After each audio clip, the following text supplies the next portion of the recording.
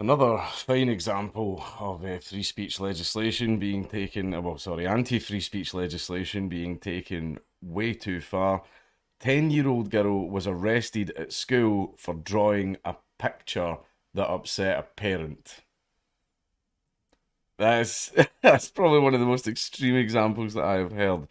Honolulu, the Hawaii ACLU, is demanding change from the State Department. By the way, one thing to point out about the ACLU, they were a human rights group at one point. At one point, they were, and they were civil rights, civil liberties. They were about all of that stuff. In the modern day, no, they will only pursue rights and civil liberties if they enhance a leftist talking point. If it's a right wing talking point or anything like that, then they don't care. So they are a leftist civil rights group, not right wing. So they're not a civil rights group. They are a selective civil rights group. They only want to protect and defend rights if it benefits their own ideology. Is demanding change from the State Department of Education and HPD following the arrest of a 10-year-old girl last year. The incident happened last January at Hawaii Elementary School in Wapahu. I don't know Hawaiian names, sorry. The ACLU and an attorney for the family says that the 10-year-old girl's rights were violated. Yes, they in fact were. And she was detained and questioned without her mother, which I'm pretty sure there's laws against that with kids. I think as kids under a certain age, you're not allowed to question them without a parent present. She was then handcuffed and brought to jail without handcuffed that dangerous 10-year-old, that dangerous 10-year-old girl. Oh, better put her in cuffs. Without being charged with a crime, the ACLU said. This is just straight up wrong, said the ACLU of Hawaii legal director Wookie Kim. It's an unfortunate name, and there is nothing that condones or justifies that. I absolutely agree. Look at the ACLU defending civil liberties, etc. Remember, it's good. It's good, when they choose to do that. In a letter to the DOE and HPD, the ACLU says that the girl identified as NB, obviously, under a certain age, papers cannot publish the names of the children, which, yeah, fair, who has ADHD, participated in drawing an offensive sketch of another student in response to being bullied. So she was getting bullied and she drew like a little childish picture of the other person. And that was a crime, apparently.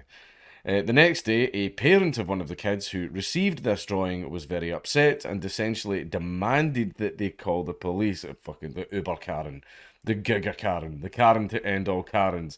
Someone drew a fucking funny picture of my child.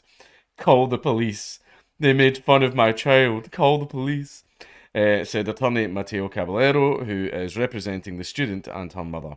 Hawaii News now asked to see the drawing, but was denied. I really want to see the drawing. I really, really want to see the drawing. I want to know what she drew. I want to know what was so bad that prompted a fucking police response. We don't want it to be about the drawing, said Caballero. This is about a 10-year-old black girl who was arrested, and there was no reason to believe that she was violent. And she drew a picture. That's literally all she did. I mean, it's a 10-year-old girl who drew a picture of a classmate. Fucking sort it out with the teacher. Sort it out with the teacher. If two little students are bullying each other and have a problem with each other, sort it out with the teacher. Like normal fucking people calling the fucking police over a picture. She didn't bring any weapons to school. She didn't make any explicit threats to anyone. The ACLU said the school also detained the student's mother, Tamara Taylor, in a room and would not let her see her daughter. Oh, red flag.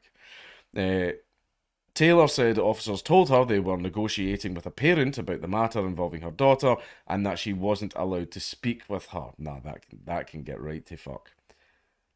Yeah, try that with me. If my daughter's in school and you are calling the police and stuff like that, and you expect me to stay in a room, nah, I'll be getting arrested. NB should have been allowed to be with her parent, who was sequestered in another room in the same school at the very time as police officers were interrogating the 10-year-old NB, said Kim.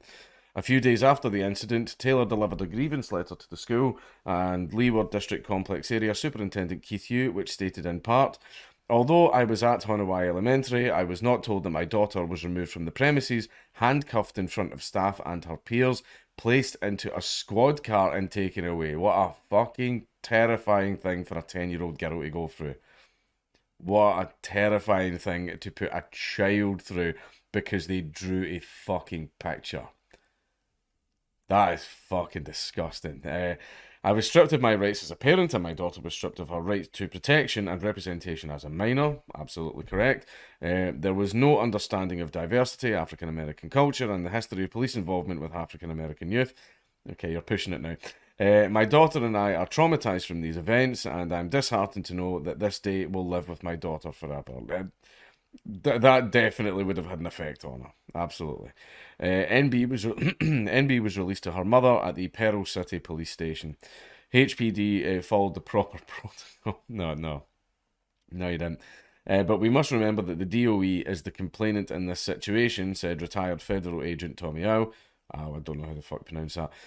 HPD must act on the complaint levied by the school, and that's why the child was taken into technical custody to the station and then released to her parents.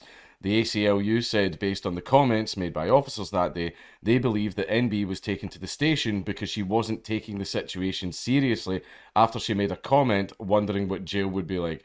And no, because it wasn't a situation to be taken seriously. You called the police because she drew a drawing, right? So she had every right to take the piss out of you. Sitting there, I wonder what jail will be like. And everyone's like, that's a funny comment, I'm sorry, girl's funny. Right, and she had every right to fucking do that because you're completely wasting everyone's time with garbage like this.